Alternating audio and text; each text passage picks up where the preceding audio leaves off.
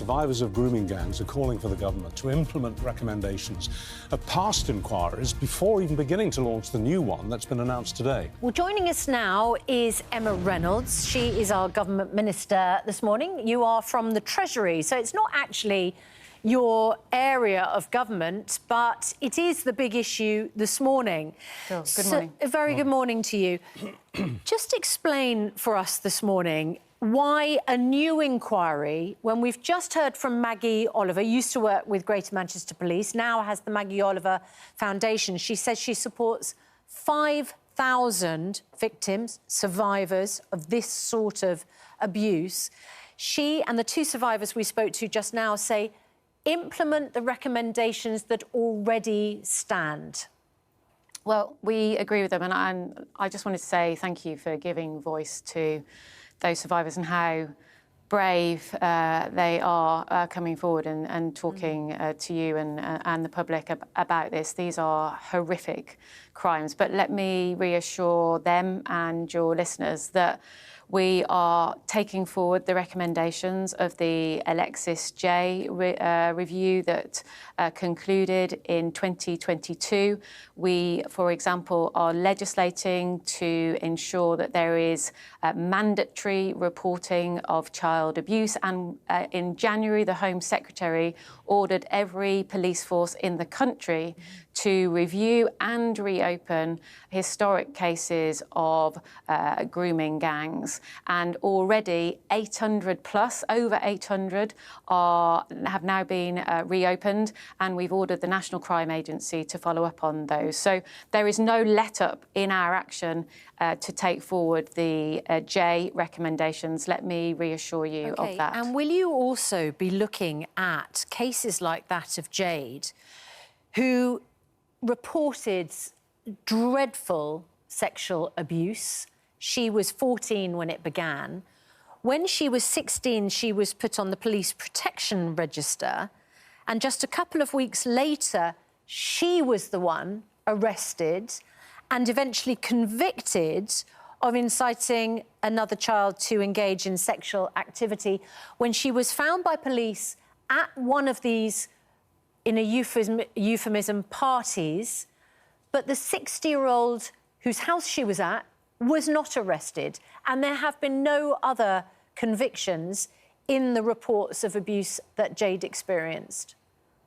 Well, I mean, it's a horrific case. I don't know the full details, but from what you've said, it is truly horrific. Yes, we want to make sure that the individual that you just mentioned, the man in the grooming gang, in this instance, is brought to justice. We want to make sure that all of the perpetrators who have been responsible for grooming young girls in different parts of the country are brought to justice, and that we get that justice for victims. And I'm really sorry to hear about this horrific case, of which, as you said, there are many, many others. Well, that would imply then that you would agree with the general principle. I appreciate you can't give an absolute guarantee, but that conviction should be overturned, shouldn't it? I can't comment on that specific case. You'll forgive me. These are legal matters. You'll forgive me. I'm a Treasury Minister. I don't have the full details of that case.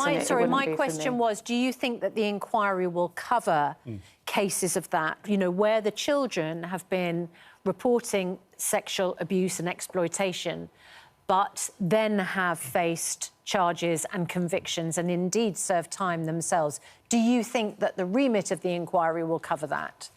Well, the Home Secretary will set out full details of the inquiry and the government's response to Baroness Casey's review later this afternoon. So I can't give you specific details around that. But what I do want to reassure you and your listeners of is that we can both take forward the recommendations already on the table, and we already are, as well as taking forward the inquiry that Louise Casey has recommended, which is different to the one that took place before, because it is about coordinating those local inquiries that are getting started and also compelling people to give evidence. And so the tension that there has been here is that we don't want to wait for a number of years before we start action. We've already started action as a government. We've done more in the time we've been in power than you saw Conservative ministers do in the time since the Jay report was published. We don't want to make this a political row. Sure. We'll keep a close eye I on understand that. Okay. We need to put the victims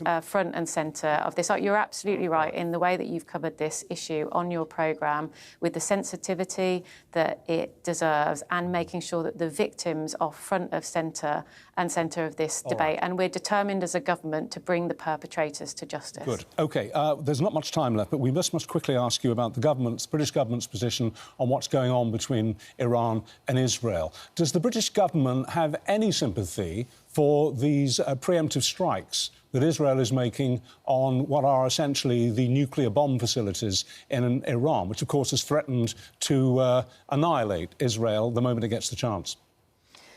Well, we are urging both sides to step back from action. There was due to be a meeting, as you'll know, between the Iranians and the US yesterday, but obviously given the military action late last week, that didn't go ahead. We want a diplomatic resolution to this crisis. We want to ensure that both sides step back. I'm really sorry to interrupt, but I take what you're saying, but haven't things gone a bit too far for that now?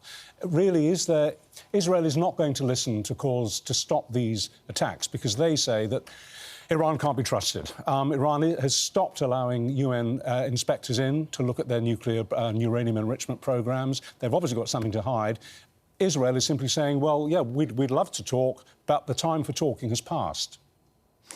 Iran is a hugely destabilising presence in the Middle East and backs proxies, and also we want to ensure that Iran doesn't get nuclear weapons, doesn't develop those. But we think the way of doing that is by getting around the table, by talking, and we urge Israel and Iran to de-escalate this situation because it's not good for, obviously, the innocent civilians that are being killed and the region, but it could have wider implications for the world. And you'll see at the G7 there'll obviously be a lot of discussion about this from G7 leaders, including the Prime Minister, who's already in Canada. We want to see a diplomatic resolution to what is a very, very concerning and dangerous situation. Well, it certainly doesn't look as if Israel's going to be listening to that argument. But thank you very much for coming in this morning. We appreciate your time.